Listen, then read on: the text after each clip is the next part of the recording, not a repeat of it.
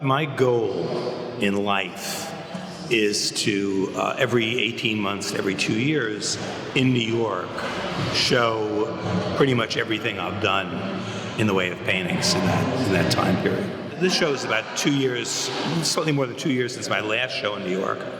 And all told, there are 21 paintings, 18 large oils on paper, and 21 of the small drawings.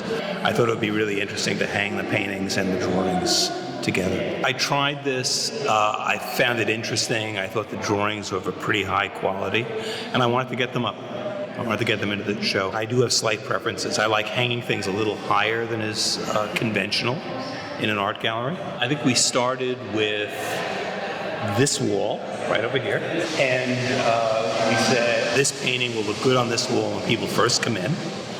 And we had assistants just raise and lower it by fractions of inches to find out what height we preferred.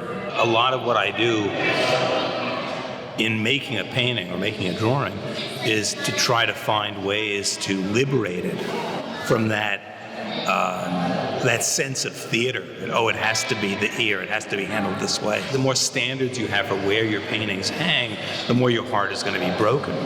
I mean, one day, 100 years from now, that painting will be hanging, upside down in New Zealand. Paintings have huge lives after we're gone. And you don't have to be very sophisticated about the history of art to see all of the strange and bizarre places paintings can end up in. Typically, a show will help me sort out my ideas. When I went into this show, I would have said, I like this painting and that painting best of all. I don't feel that way anymore. There are now other paintings I think are best of all. And next year it'll be a different list. They change as you change. I mean, this is true for the artist. I hope it's true for collectors and for audiences, that a really interesting painting will be interesting in all sorts of different contexts and in different moments in your own life. That first painting as you come in, the first one on your right as you come in the door, right? I worked on that painting for about 5 years. In the course of working on it, this oil on paper, this oil on paper, this oil on paper, this oil on paper, and this one all come from stages in the life of that painting. So in a sense, these are snapshots in the lives of my paintings. Well, all galleries have a back room. We knew we were going to put oils on paper back here. Initially, one simple row, probably, I would guess, no more than 8 of these pieces. One of the things that's not immediately evident today is that we have these beautiful skylights, and the tops of these walls are beautifully lit in daylight most of the time. And it really was a beautiful look once we had tried putting one row of 3 paintings up. And in a way, this relates more to how I work on these, with a group of them pinned on my studio wall.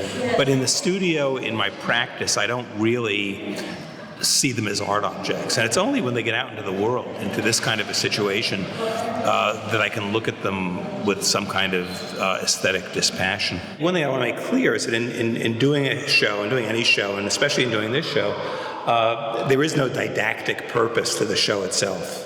I am happiest if people are looking at individual works and are not concerned with strategies of installation or philosophies of exhibitionism. I mean, let's face it, most artists spend years working on a show, all alone in their studios. I'm just happy that people like these things. And that's something that makes me feel good.